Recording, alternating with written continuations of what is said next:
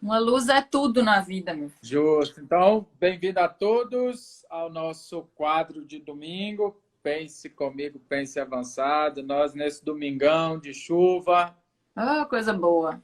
só esperando, né? E iremos. Beth entrou, tudo bem, Beth? Iremos falar de dois temas bem interessantes hoje, né, Paula? O que nós iríamos falar semana passada, um deles, Hoje vai. que é a dor da ovulação, e falarei sobre fibromialgia. Acho E que hoje vai, hoje vai. Hoje tem que ir, hein? hoje tem que ir, né? Então tá. Tem. Começa hoje para não ter, Não para correr não haver risco? risco nenhum de. Beleza. Então olha só. Uma coisa que interessante que eu não achava comum, mas que é uma coisa recorrente hoje em dia é se ter dor durante a ovulação. Na verdade, não é normal. É frequente, é comum, mas não é normal se ter dor nem para menstruar e nem para ovular. Se nós temos dores nessas duas partes do ciclo, nós temos que estar atentos a algumas coisas, né? Então, nós vamos falar um pouquinho sobre dor na ovulação. Então, os ovários são as nossas das moças, são as glândulas, né? Femininas responsáveis pela produção de hormônio. Nós vamos ter aí produção de estrógeno, progesterona, né? Vão estar sob o regimento da hipófise. E os ovários estão na face lateral da pelve. Como é que eu sei onde é que está o meu ovário? Acreditem, a mão de vocês pode sentir. O ovário é um órgão extremamente energético, com muito metabolismo. Você tem uma ideia, 30% das mitocôndrias femininas estão nos ovários. É uma bomba de atividade, é um órgão extremamente ativo. Então, a espinha ilíaca antero-superior e o púbis é esse osso da frente, a espinha ilíaca antero-superior na pelve, a metade entre os dois, na fossa lateral da pelve, estão os ovários. Se eu posso sentir? Pode. Se você passar a sua mão pela região dos ovários, quem for mulher ou quem quiser testar nos pacientes mulheres, é só você passar a mão que você vai sentir um aumento de temperatura. Como se fosse uma bolinha, um círculo mesmo. Você vai ter, porque é uma região de muito metabolismo, de muita energia. E o que que acontece? Dentro do abdômen da pelve, nós vamos ter órgãos que estão no peritônio, revestidos pelo peritônio. Nós vamos ter órgãos que estão atrás do peritônio, né? E o ovário, ele é intraperitoneal, ele está dentro do peritônio. O Marcos tem umas imagens, mostra para mim, mas eu não vou lembrar, mas eu estava até olhando aqui, só para vocês terem uma ideia de como que é a anatomia. Essa mesmo do útero com os ovários, só para Essa? mostrar essa. Olha uma coisa que eu quero que vocês prestem atenção. Tá vendo que o ovário ele é meio solto? Porque isso é como se eles tivessem aberto o útero, né? Aberto o plano. Olha ali onde está o ovário. Só que o que acontece? Que as trompas ali, elas deitam em cima do ovário, tá? Mas o que eu quero que vocês prestem atenção? Olha a quantidade de tecido que tem ali naquele ovário. Você vai ter um ligamento que vai do útero para o ovário, você vai ter um ligamento que vai do ovário para as trompas, você vai ter esse ligamento grande amarelo, que é o ligamento largo, que é essa dobra de peritônio. E olha só, tem um círculo vermelho na imagem, que é um negócio que chama ligamento suspensório do ovário. Ele liga o ovário à fáscia lombar. L1, L2 L1, L2 na região lombar. Mas olha que interessante, o que é olhar uma imagem em um livro? Marcos, mostra para mim a imagem do ovário em vivo, por favor. Aquele maiorzão aqui? Aquele Essa. que é a foto. Olha isso. Ah. Vocês olham ali no livro e acham que é tudo bonitinho, desenrolado daquele jeito. Dá uma olhada como é que é o negócio dentro da pelve. Pois Sim. olha como os ovários estão atrás do útero, olha como as trompas abraçam o ovário, olha a quantidade de tecido e de deslizamento que a gente tem que ter nessa região. Tá bom? Pode voltar, seu Marcos. Posso voltar. Então, Vê se essa luz é melhor. A sua? É. Troca a outra. Essa. Essa ficou melhor? Uhum. Pode ir testando aí. Vai apertando ela, pra você ver. Essa ficou mais clarinha, mas aí some um pouco do... Assim? Uhum. Tá bom assim? Ou essa? Tá bom, vai. Tá. Não tem então, jeito, menino. O que que acontece? O que que eu quero que vocês prestem atenção? A quantidade de tecidos que nós temos ali, as conexões deste ovário, né? Isso que eu disse para vocês. É um órgão extremamente rico em mitocôndrias. O que que é a mitocôndria? A mitocôndria é o que faz toda a energia celular. Toda a energia, tudo que bota de energia para dentro, o açúcar, tudo funciona por causa das mitocôndrias. A vida pulsa ali, né, gente? A vida pulsa ali. Ali Exato. vai nascer uma vida dali, né? Vai nascer. E aí, esse é um órgão que demanda bastante vitaminas e nutrientes do seu corpo. O ovário precisa. Ele precisa das vitaminas de complexo B, ele precisa de vitamina D e principalmente de selênio. Então, é um lugar que precisa ser muito bem cuidado. E o ovário está envolvido em quê? No peritônio, que reveste quem também? O intestino. E o intestino, a proximidade do ovário com os intestinos é uma coisa impressionante. Uma relação direta, né? Direta. Então, o que que acontece? O que que eu queria que pensássemos seriamente, porque o ovário fica muito minimizado, né? A gente fica sempre nessa de tratar sintoma e não tratar a causa. Qualquer disfunção de ovário faz-se o quê? Entra-se com anticoncepcional oral. E a gente faz o quê? Trata o sintoma e não trata a causa. Certo? Ovário basicamente anda funcionando nesses termos. E a doutora Bruna Pitaluga fala uma coisa que é sensacional para mim. Para as mulheres, hein? A sua saúde reprodutiva começou a ser moldada durante a sua vida intrauterina. Como a sua mãe se alimentou, vai refletir na qualidade dos seus óvulos e dos seus ovários. E você é responsável diretamente por pelo menos 2 gerações depois de você. O que você come, o que você passa, como você se cuida, vai refletir diretamente nas 2 próximas gerações. Certo? Então, Michele, minha esposa, fez uma pós-graduação, um curso em infertilidade, né? Uhum.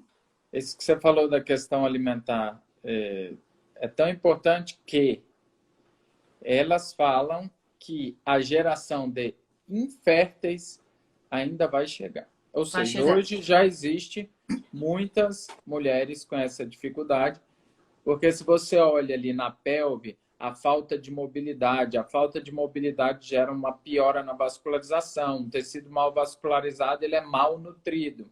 Um tecido mal nutrido, imagina, que a Paula acabou de falar, o ovário ele precisa de vida, de sangue, de nutriente, de uma série de coisas. E se ali tem menos mobilidade do que precisa, vai ficar uma região mal nutrida e não exerce bem a função dela. Qual que é a função do ovário? Liberar óvulo, produzir hormônio, então, né? É uma série de coisas. Exato. E assim, ó, a Bruna falando também que os melhores genes não têm força para combater um ambiente ruim. Por que a gente está falando muito disso, de ambiente ruim? Está falando muito disso, desse impacto da nutrição. Isso que o Marcos está falando. É isso que mata a mobilidade dos tecidos. É isso que piora a vascularização. Então, olha só.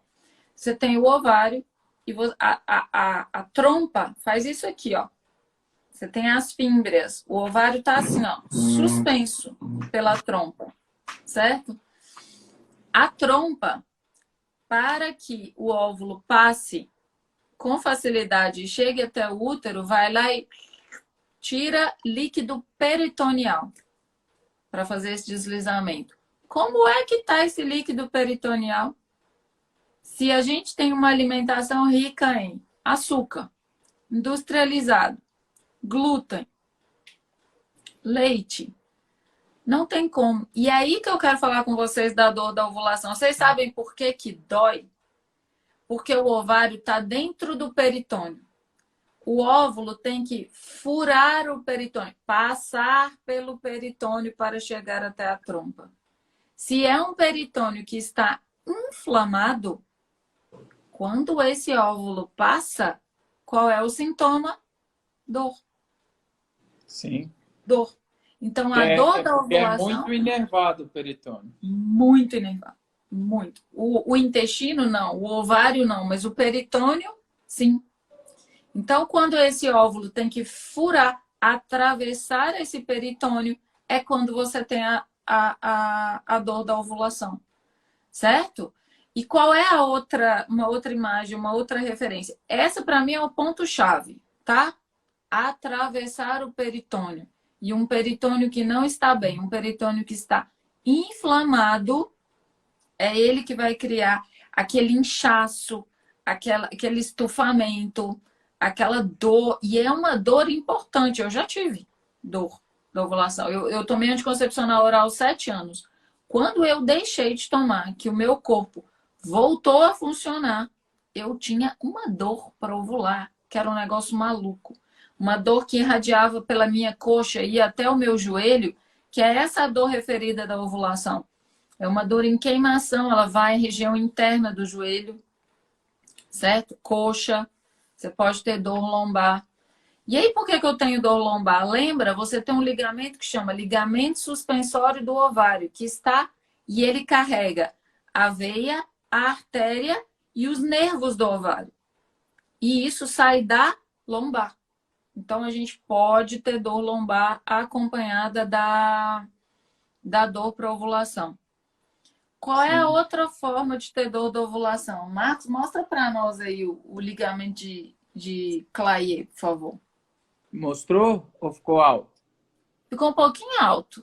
Não dá para Mas tá baixar, bom. não, eu acho. Mas tá bom, mas tá bom. O que eu quero que vocês vejam ali? Eu não sei se a imagem vai ficar clara.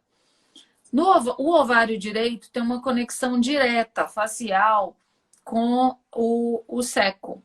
Seco é a primeira parte do intestino grosso. 60% das mulheres têm uma conexão direta do ovário com o seco. Se chama... Os europeus gostavam de colocar nome, né? Então, ligamento de Clayer. Mas é uma fáscia que conecta o ovário diretamente ao seco. Então, se o meu intestino é um intestino constipado, se eu tenho um intestino que tem muitos gases, que tem uma desbiose, que é um peritônio que está malnutrido, está extremamente inflamado, quando o meu ovário cresce para expulsar, para que esse ovócito fure esse peritônio e passe, eu vou ter dor. E quem passa exatamente embaixo desse ligamento de Clayer, um nervo que se chama nervo gênito-femoral. É exatamente o que eu estava falando para vocês. Ele faz a inervação da parte interna do joelho. Pode parecer que você tem um problema de menisco. As pacientes vão chegar, você vai falar assim, não, esse paciente tem problema de joelho. Quando você vê, não tem nem o trauma, não teve nada, e a paciente tem dor na região interna do joelho. Isso é no joelho direito, hein? E isso é interessante também, Paula, porque... Pode tirar, Marcos, a imagem. Vou tirar. O que acontece? Às vezes, os pacientes fazem um exame de imagem do joelho, as pacientes, no caso, e elas têm lesão do menisco, mas sem ter tido nenhum trauma. Por quê? É tamanha a tensão daquela região interna que o menisco lesa por causa dessas tensões. Outra coisa, como que você se adapta para proteger esse ovário? Roda a perna para dentro, você aproxima. O ovário está aqui, o corpo quer abraçar a lesão, né? E aí se você roda o quadril para dentro, joelho para dentro, o pé vai tentar fazer a adaptação, pé para fora. O lugar de maior tensão vai ser a região medial do joelho. Então, você fica predisposto a fazer uma lesão de menisco e ligamento? Fica assim, extremamente Com predisposto, certeza, com né? certeza. E aí, então, são essas duas coisas. Mostra para nós uma outra que tem a quantidade de veia que tem no ovário, só para a gente ver. Tudo que é azul é veia, meu povo, em volta do ovário. Olha a quantidade de sangue que circula numa região dessa. É muito, é muito. E olha que interessante. O ovário direito está bastante relacionado ao seco, ao intestino. O ovário esquerdo está extremamente relacionado ao rim esquerdo. Por quê? A drenagem dos órgãos do lado direito, ela cai direto na veia cava, da veia cava, veia porta, fígado. A drenagem do lado esquerdo, ela vai toda primeiro para veia renal esquerda, depois porta. Então, é uma circulação mais lenta. Então, ovário direito, nós vamos estar sempre atentos ao intestino, ao seco, e o ovário esquerdo ao rim esquerdo, por causa da congestão, tá? E é o que o Marco sempre diz. O que piora retorno venoso? Um intestino que é congesto, que está intoxicado, tem uma potência elevada para piora do retorno venoso. E aí você vai em cascata. Se vocês olharem para essa imagem aqui, vocês vão ver que por que tem esse tanto de vasos? Porque é uma região metabolicamente muito ativa. Porém, essa região está dentro da pelve, e a pelve feminina sofre muito. Eu sempre uso essa analogia. A pelve é uma bacia cheia d'água, bexiga, útero, reto, ovários, trompos são os brinquedinhos que ficam boiando ali. Essa água são os tecidos faciais. O que faz o retorno venoso? O que inicia o retorno venoso? O movimento das estruturas geram compressões nas veias. A veia aceita compressão, a artéria não. Então, isso ajuda no retorno venoso. Isso ajuda no retorno venoso. E aí, quando o sangue venoso sai, o arterial entra. É mais ou menos assim, ó, imagina que tem uma sala que tem uma porta à direita e uma janela à esquerda. O sangue arterial entra pela porta, o venoso sai pela janela. É um fluxo. Se você fechar a janela, daqui a pouco não há mais espaço aqui para o sangue arterial entrar. Aí a troca fica ruim, você faz uma congestão. E essa congestão piora a vascularização. Piorando a vascularização, piora a função. Então, olhando aquela imagem, a quantidade de vaso que tem ali, você imagina o quão é importante que a região pélvica esteja bem trabalhada, com boa mobilidade, para que não gere adaptações.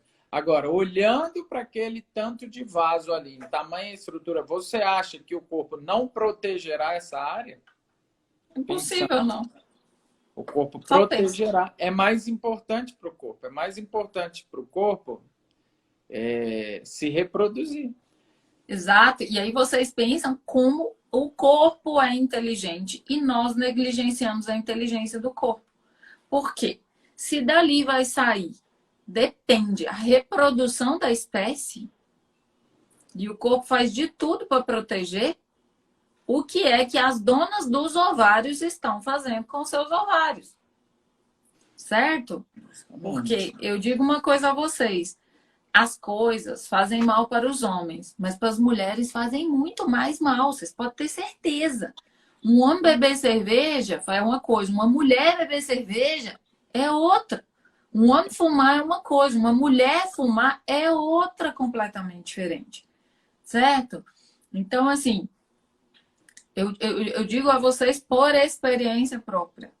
Por experiência própria. Por quem já viveu antes e depois de mexer na alimentação, de trocar de verdade o estilo de vida e entender isso. Eu era uma pessoa que tinha insônia, espinhas que nada melhoravam, cólica de ter que tomar injeção de tanta cólica que eu tinha, certo? Me vieram com o diagnóstico que eu tinha ovário policístico, meteram um anticoncepcional por volta de uns 8 anos. Enquanto eu não mudei a minha alimentação, o meu intestino não melhorou. Eu não parei de tomar o anticoncepcional oral e percebi como que o meu corpo funcionava e quanto me fazia mal, a minha vida não mudou. Então, eu digo a vocês, é preciso ter um peritônio saudável. É preciso ter um intestino impecável para ter um bom ovário, para não ter a dor na ovulação. O tratamento disso é fundamentalmente mexer na dieta. O que que o nosso tratamento faz? Ganha novamente o deslizamento dos tecidos, dá qualidade às fáscias. Mas, se não se mexe na causa, Enxugando gelo. não é enxugar gelo. E outra, anticoncepcional, o corpo feminino foi feito para procriar todo mês. É para isso que ele foi feito, certo? Então, todo método contraceptivo, ele tem um contra. Ele tem.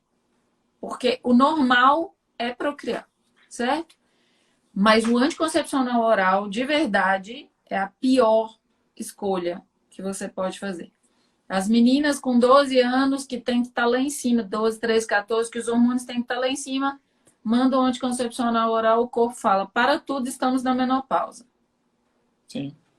Certo? Então, assim, basicamente, mexer na alimentação. O tratamento vai buscar deslizamento da face, como se a gente pudesse desenrolar esse ovário, tratar seco com ovário direito, ovário esquerdo com rim esquerdo, ganhar a mobilidade do intestino, ver se tem lesões de cóccix associada, tratar as lesões que já se apresentaram, fígado, conferir aparelhos dentários por causa da hipófise, né, Marcos? Tem uma relação grandíssima, Só para que né? vocês saibam, uma das adaptações que nós temos primordiais é o olhar perpendicular ao horizonte. O dente nascem da maxila e a maxila faz a parte inferior de órbita. Então, quando você gera uma tensão na maxila, essa tensão automaticamente chega no olho. Quando essa tensão chega no olho e o olho precisa se adaptar, por exemplo, se o meu olho fez esse movimento, o corpo tem que se adaptar. E isso gera tensão membranosa e gera tensão na hipófise. Então, é importante olhar para isso. Tá? Era isto. É isto? É isto. Tá vendo, né? Nasceu o menino da dor da ovulação. E nós, como terapeutas manuais, temos que saber tratar essas coisas. Nós precisamos entender anatomia, nós precisamos entender como que os tecidos deslizam, nós precisamos entender quais são as relações do ovário com o peritônio, com o intestino, com o seco, com o rim esquerdo, com o fígado, com tudo, para entender como que acontecem os processos, tratar estas questões e ter resultado. E se tem resultado com essas coisas, né? Então tá, agora é minha vamos vez. Virar a chave agora. Isso, vou falar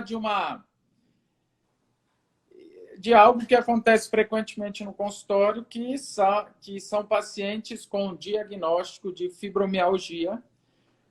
Atendi uma paciente mês passado, início de dezembro, na verdade, que a paciente chegou com diagnóstico de fibromialgia há 10 anos, já tinha tomado todos os remédios possíveis e impossíveis, não tinha melhorado, já entrando num quadro de depressão, o casamento estava indo por água abaixo, não tinha paciência com os filhos, ou seja, dor constante, deprimida, vitalidade lá embaixo e tal. E qual é o padrão? Isto é fibromialgia.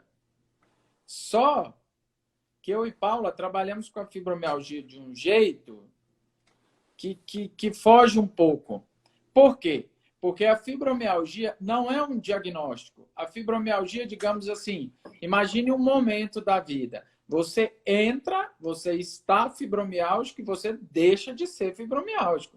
Fibromialgia, então, é um estado, não é uma doença, não é uma condição. Tipo, eu sou fibromialgico e vou morrer fibromialgico. Não. A fibromialgia é apenas uma resposta, essa é a visão minha e da Paula, do corpo aos seus hábitos, à sua vida, que é uma junção de fatores que acontece isso. Eu gostaria de ler para vocês aqui o que diz a Sociedade Brasileira de Reumatologia sobre a fibromialgia. Qual que é o diagnóstico médico? O que eles falam? É uma síndrome clínica que se manifesta com dor em todo o corpo, principalmente na musculatura. Causa sintomas de fadiga, cansaço, vitalidade baixa. Vai guardando os sintomas. Cansaço, sono não reparador. A pessoa acorda cansada. E outros sintomas, como alteração de memória e atenção, ansiedade, depressão e alterações intestinais. Ou seja, para fechar o diagnóstico, eles usam isso. Ó, de cada 10 pacientes com fibromialgia, de 7 a 9 são mulheres. E não se sabe por quê. Né? Aí tem aqui, critérios de diagnóstico de fibromialgia são dor por mais de 3 meses no corpo, presença de pontos dolorosos na musculatura. Existe de 11 a 18 pontos que são pré-estabelecidos. Achei que era 13, é 11 a 18. Ou seja, é uma sintomatologia que, olha, eu aperto aqui, tá doendo, seu intestino não funciona bem, você não dorme bem, não tem boa disposição, tá na fibromialgia. Mais vago que isso? O que nós vamos fazer? Vamos tratar. Você vai tomar um remédio para dor, você está meio deprimido, não está? Estou meio deprimido. Então, nós vamos tomar um remédio para melhorar seu ânimo, um remédio para você dormir e pimba. Nada. Paciente nenhum melhora fibromialgia tomando remédio. Eu tenho 17 anos que eu atendo. Eu nunca atendi um que falou assim, fiquei zerado, não sinto mais dor por causa da fibromialgia. Não, é verdade. Por quê? Porque remédio... Tá falando, saiba que agora existe uma carteirinha para pacientes que sofrem de fibromialgia. Olha para você ver, minha mãe que está falando, ela trabalha no CRAS, que é uma... Centro de Referência de Assistência Social. Isso, Centro de Referência de Assistência Social. Ou seja, agora existe uma carteirinha quase que invalidando a pessoa, né? Por causa da fibromialgia. Agora vamos aos fatos, meus caros. Eu vou mostrar uma imagem para vocês. E nós vamos começar a falar. O que acontece? Dependendo da sua alimentação que você come, é padrão que os fibromialgicos tenham uma alimentação que não é boa. O que acontece? Se você tem na sua dieta o consumo de alimentos potencialmente alergênicos, de proteínas de difícil digestão, glúten, leite, ovo em excesso, soja. E soja, gente, não é comer soja. Soja tem todos os produtos industrializados, tem soja. Se você ler rótulo, você vai ver que tudo tem soja. Não é à toa que produz esse tanto de soja. As oleaginosas em excesso, ou seja, aquela pessoa que come castanho o dia inteiro, e aí pode ser qualquer coisa. E frutos do mar, que não é muito para a gente aqui que mora nós, né? Mais para o centro do país, não é comum. O que acontece? Essas proteínas de difícil digestão... e tem o açúcar também. E já vou explicar por quê. Essas proteínas de difícil digestão, quando elas não são digeridas, você come isso constantemente. Ou seja, você vai bombardeando o corpo com essas proteínas. Elas chegam no intestino. Quando chega no intestino, o corpo fala, meu Deus, o que eu vou fazer com isso aqui? Eu não consigo digerir essa proteína e eu não posso absorver essa proteína, porque o corpo não reconhece ela como alimento. O que faz? Essa proteína ela é alimento para bactérias ruins e fungos. E você começa a crescer a população de bactérias ruins. E você faz uma coisa que chama disbiose intestinal. E a disbiose intestinal, essas bactérias ruins, elas têm na membrana delas endotoxinas que lesam o epitélio intestinal. Vou botar uma foto aqui. Vocês estão vendo essa imagem? Essa imagem é de um epitélio intestinal. A parte vermelha é os vasos, é o vaso sanguíneo. Esses marronzinhos aqui, do lado esquerdo aqui da tela, são os enterócitos. Se você for perceber, não há espaço entre os enterócitos. Não há espaço.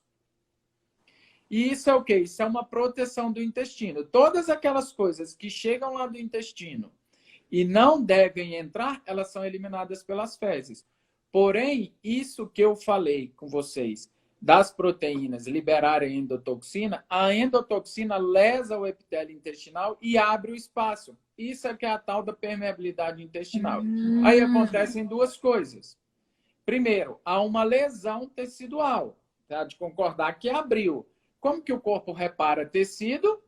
Ele ativa o sistema imunológico para gerar um processo inflamatório. E outra coisa, como agora há espaço para aquelas coisas que não são alimentos entrar, o que é que o corpo faz?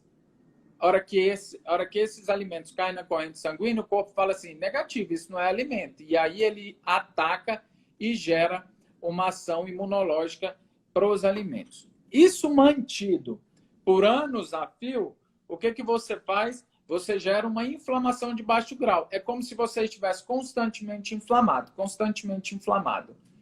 E quando esse sangue sai daí e vai para o fígado filtra, ativa, sistema imunológico. Agora imagina esse sistema mantido por anos, 20, 30 anos. O que é que acontece? As toxinas vão circular por aí e por aqui. Vão começando a circular, vão começando a circular. E aí você já tem um intestino que não funciona bem, o que justifica aquele primeiro sintoma lá. Um intestino que não funciona bem. Você vai ter um segundo problema, um fígado que já não funciona bem. E esses dois órgãos estão relacionados à desintoxicação, ao sistema imunológico e à vitalidade. Então, você já tem outro sintoma. Por que vitalidade? As células produtoras da serotonina, que é o hormônio... Adriano, começa tudo de novo. As células do intestino são chamadas células enterocromafins, são que produzem serotonina. Lesou o epitélio, ela para de produzir. Então, você, já... Não é que você tem depressão, você está deprimido. É assim, vamos fazer isso? Vou nada. Estou cansado e tal, não sei o quê. E por que a vitalidade vai para baixo? E no intestino, há 400 vezes mais melatonina do que qualquer outro lugar do corpo. Quem produz é a hipófise, mas o corpo armazena no intestino. Então, tá tudo ferrado ali, não ocorre absorção nem nada, você vai ter problema no sono. Então, você já não dorme, seu intestino já não funciona, você não tem boa vitalidade. Ok, aí entra a causa das dores. O tecido intoxicado gera perda de mobilidade das fáscias. E menos mobilidade significa menos retorno venoso. Menos retorno venoso significa mais intoxicação. E aí, como a fáscia envolve todos os tecidos, o que que acontece? Os tecidos prendem. Aí o povo fala, eu palpo de 11 a 18 pontos. Eu palpo 600 pontos no corpo e faço... Vai estar doendo. Existem 600 pontos de fáscia no corpo. Da ponta da unha à ponta do cabelo. Que doem todos. Todos. Ou seja, você tem dor no corpo, tem a sensação que está sendo apertado por um torno, não dorme. E existe uma coisa ainda que chama ciclo circadiano.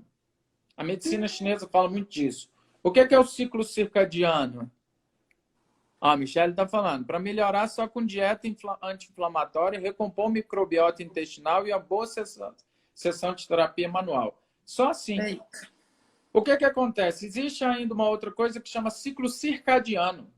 O ciclo circadiano é assim, toda hora do dia tem um pico metabólico de uma víscera. Vou falar para vocês. De 1 da manhã às 3 é o fígado. O fígado é o maior filtro do corpo. De 3 às 5 é o pulmão. Como que você desintoxica pelo pulmão? Isso é gás carbônico. Isso regula o PCO2.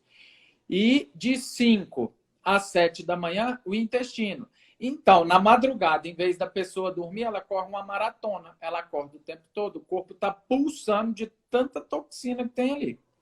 Levanta a Qual que é o boca. tratamento, meus amigos? Mudar a alimentação, atividade física para melhorar a vascularização e terapia manual. Tratar intestino, tratar fígado, tratar pulmão, tratar rim, tratar hipófise, tratar tudo. Regular ciclo circadiano. A noite foi feita para dormir. Justamente. Dormir. Comer na hora que o sol se põe. No máximo possível. Regular Justamente. ciclo circadiano. E lembra daquela paciente que eu falei lá no começo? Primeira sessão, dor de pegar no cabelo, assim, ó. Você pegava no cabelo. Aí Dor eu na faço pele. tratamento. Trato intestino, melhora a função intestinal. Falo, ó, radical, mudança alimentar radical. Com 10 dias ela já chegou e falou, opa, melhorei bastante. Com 30 dias ela chegou sem dor nenhuma, dormindo a noite inteira, intestino funcionando como nunca funcionou e super bem. O marido falou, nossa, é outra Bem-humorada. pessoa. O que que ela fez? Mudou os hábitos. Não coloquemos a culpa no outro. A culpa é nossa. A sua vida te trouxe ao consultório. Os seus hábitos de vida. Aí fala assim, nossa, o que que eu vou comer? Eu falo, oh, meu Deus do céu, como assim, gente? O que que vai comer? Dá para comer N coisas, fazer jejum Comida de intermitente, verdade, sei meu lá, povo. comer, mas tem que mudar, tem que se sair dessa dieta inflamatória. Ah, outra coisa, né? Um bom nutricionista. Um nutricionista que olhe para essa situação como sabendo desse mecanismo, né? Porque não adianta nada. Ah, vamos dar a sua alimentação. Vamos fazer atividade física. Toma um whey protein aqui. Peraí, proteína do leite. Não dá, entende? Agora não dá. Não é que você não pode comer essas coisas. Isso não pode ser rotina. E é aí que a fibra... Tomar remédio, eu costumo falar com os pacientes. Olha, gente, tomar remédio para fibromialgia é o seguinte. Além do buraco ficar fundo, ele fica largo. Porque quando o buraco é fundo e fino, você bota as costas de um lado, o pé do outro e sobe. Mas quando ele é fundo e largo, aí não tem o Não que dá. fazer. Não dá, entendeu? E olha, e não se enganem. Isso que o Marcos estava falando, né? A grande maioria dos pacientes são mulheres. E normalmente depois de menopausa ou depois de algum trauma Não, eles nem emocional. falam, a Sociedade Brasileira aqui de Reumatologia nem fala, eles falam de 20 a 50 anos. Então, eles nem falam de relação com a menopausa. Não, Porém, mas a a única menopausa coisa, piora. sim, a única coisa que eu quero linkar é com o que eu falava antes, que parece que não tem relação nenhuma, mas vocês vão ver que tem um denominador comum. O que eu estou falando é o seguinte: lá, quando você entra na menopausa e junta tudo, beleza, fibromialgica. Se você não toma essas providências no seu período fértil, você vai ter dificuldade para engravidar. Sim, claro. Entenderam? O link, aí de repente tá fibromialgia aos 37, por quê? Porque não engravidou. E por que que não engravidou? Porque não tratou a desbiose, porque não corrigiu, porque não tinha um bom peritônio, certo? Ou seja, fibromialgia, ela não é uma doença, ela não é um diagnóstico, ela é um momento que a pessoa está. Então, neste momento, a pessoa está fibromialgica, que se fizer o tratamento correto, se mudar a alimentação, entender que não dá para ficar comendo açúcar, que não dá para ficar comendo glúten, consumindo leite, em excesso, o que eu sempre volto a dizer, em excesso, como rotina, não vai melhorar. Então, mudar a alimentação, a prática de atividade física, o que eu costumo dizer, que o que a alimentação prende, a atividade física solta. Menos mobilidade, piora a vascularização. O que a atividade aeróbica principalmente faz? Ela aumenta o fluxo sanguíneo. Por pressão, os tecidos vão ser vascularizados. E quando eles são vascularizados, quando os tecidos são vascularizados, tira toxina. Então, melhora. Pega duas pessoas que comem iguais, uma faz atividade regular, a outra não. Provavelmente quem não faz vai estar muito mais intoxicado, com os tecidos muito mais presos e provavelmente vai sentir dor. Então, tratar a fibromialgia é mostrar ao paciente que a vida dele os hábitos, a prática ou não de atividade física, uma alimentação inflamatória ou não, é que geram esses sintomas e que a mudança dos hábitos, a mudança de vida, a prática de atividade física é que vai gerar a melhora dos sintomas. E olha, é rápido. É rápido. Com 10 dias, o paciente já falou, o que é isso? E já começa a produzir hormônio, hormônio do sono, hormônio da vitalidade, já muda. E eu falo sempre, eu tinha que bater uma foto do antes e depois, quando entra o rosto. O rosto, né? Aí a hora O que chega, aspecto. já chega, muda tudo. E Então, eu brinco sempre com as pacientes. Eu falo assim, não é objetivo nosso. Não é o objetivo quando a gente orienta isso, mas o aspecto estético acontece drasticamente. claro, Vai chegar de 4 a 6 quilos mais magra em um mês, porque o que você perde de retenção de líquido, que desincha da inflamação, é um troço assustador. Assustador. é assim, é isso. Ou seja, a fibromialgia, que é uma coisa tão comum nos nossos consultórios, não é um bicho de 7 cabeças. Você só precisa saber como que abordar. Você sofre... depois que fui atendido pelo Marcos, eu melhorei muito da psoríase. Né? Pele tem tudo a ver com o intestino. Pele, fígado e intestino, né? Justo. Então, não é um bicho de 7 cabeças tratar a fibromialgia. Mas você tem que entender por que os sintomas acontecem. Por que o intestino para de funcionar. Por que fica mais deprimida. Por que fica com insônia. Por que tem dores difusas. E isso tudo é explicado. Você consegue, sabendo disso, ter bons resultados com a terapia manual em fibromialgia. Né? Agora, gente, eu queria mudar um pouquinho aqui. Se alguém tiver alguma dúvida sobre a fibromialgia, pode ir perguntando. Sobre a dor na ovulação também. O que vocês quiserem. Nessa nossa ideia aqui de pensar avançado, eu vou postar uma foto aqui e eu queria que vocês, olhando a foto, me digam se vocês conseguem perceber qual que seria o sintoma desse paciente. Lembrando que nós estamos espelhados. Essa aqui, é minha mão esquerda, tá? Então, aqui, ó. Ih, não pegou. Ah, não. Que droga. Não pegou. Cadê? Você me mandou ela? Você me mandou ela? Não, peraí que eu acho que aqui... Deixa eu ver se eu consigo melhorar aqui. Peraí, deixa eu ver. Eu acho que vai dar certo aqui. Eu vou... Deixa eu ver aqui, Paula. Ixi, pior que se eu sair aqui, eu não consigo. Você não me mandou. Tem que pôr no rolo da câmera. Deixa eu ver se vocês conseguem aqui rapidinho. Cadê o seu celular? Manda ela para mim. Mas como é que você coloca aí? Não dá. Não dá. Eu tinha que sair aqui. Eu não consigo diminuir aqui, não consigo? Acho que não. Minimizar. Enfim, bom, fica para a próxima. Na próxima semana, próxima oportunidade. eu posto a foto. E é isso, pessoal. Pensar avançado é pensar nessas coisas todas, é saber disso tudo. É entender que o intestino é a chave, como aquela foto que eu postei lá, da permeabilidade intestinal. Você precisa saber daquilo, que muitas coisas que acontecem no nosso corpo dependem daquilo.